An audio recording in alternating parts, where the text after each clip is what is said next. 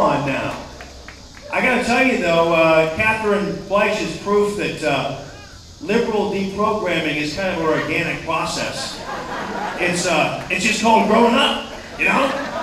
Just called getting older, watching a few elections here and there, and suddenly, boom, your eyes are wide open.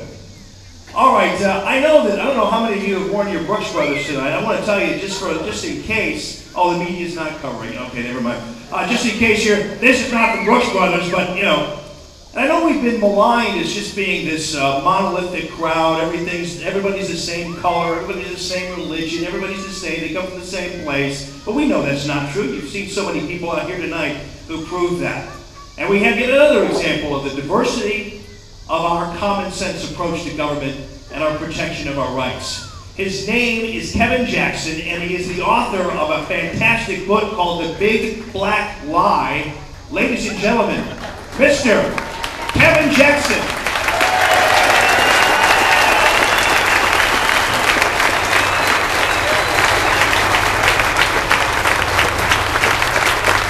Wow. Thank you very much. I'll let this train get past it for a second. I'll tell you, if you guys are wondering why I'm here in my Brooks Brothers suit, I was on Glenn Beck today. Thank you.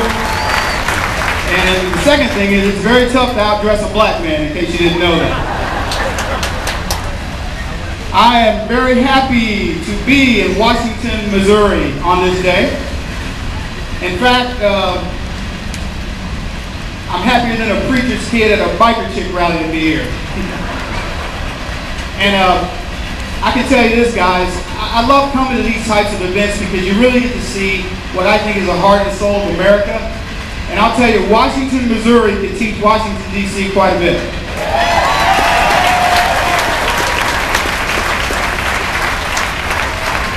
I don't know if any of you guys are going to be going to Quincy, Illinois on 9/12, but yeah. I hope we see you there. I'm going to be one of the speakers there. And if not, if you're going to Washington, take a firearm. But America has changed dramatically since 9/11. And what was interesting, and I'm going to talk a little bit about this in Quincy, is the day after 9/11 was a really special day, because America came together like no other time in America's history. But I got to tell you, since that time, America has really taken another dive. So I'm going to talk a little bit about that today, and not so much about states' rights. There are a lot of people that are going to cover that with you. But you couldn't have told me that after 9/12 that we would have elected a junior senator from the most corrupt political machine on the planet, based on nothing but hope and change. And that junior senator, who offers more questions of himself than answers, can run a country, but a senator of 30 years, a war veteran, and a POW is considered more of the same. We knew that he had cabinet issues right from the start because he selected Joe Biden. The only good thing that came from that is we're guaranteed that we will always know where the village idiot is.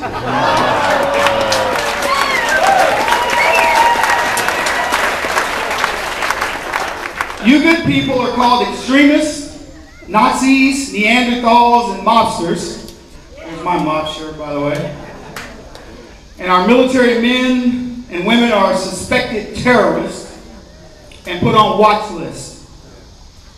Trillion is now in our lexicon, and I was 45 years old when I knew what came after that. It's quadrillion. It's unfortunate that our children are probably going to know what a trillionaire is in their lifetimes. Our government is a criminal enterprise, legislating on us and not for us.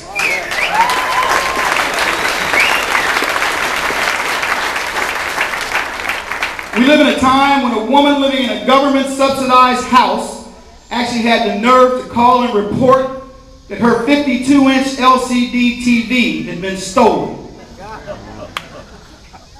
Homeless people carrying cell phones have cable TV and a host of other taxpayer-funded goodies. Our irresponsible people and our failing companies expect and receive bailouts. Racial polarization is cloaked under the guise of racial conciliation. Liberal logic can be summed up by this statement of Marion Barry, four-time mayor of D.C. Outside of the killings, Washington has one of the lowest crime rates in the country.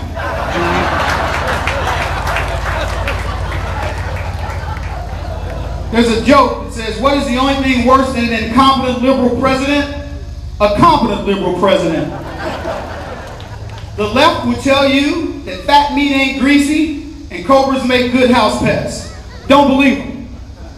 They will tell you that what you actually read is an optical illusion, and don't believe your lying eyes. Believe what you see, people, in these bills.